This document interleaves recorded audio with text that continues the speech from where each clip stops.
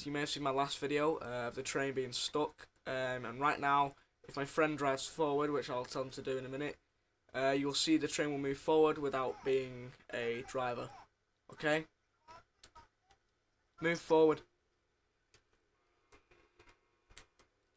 Look back at the train while you're doing it.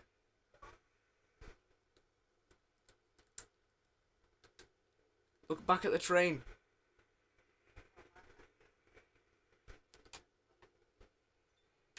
See, look, as you see, it's my camera, sorry. There is no person inside, but yeah, there is still moving. Drive forward still. Again, say it's like a normal train, but it's just not got any guy in it. So yeah.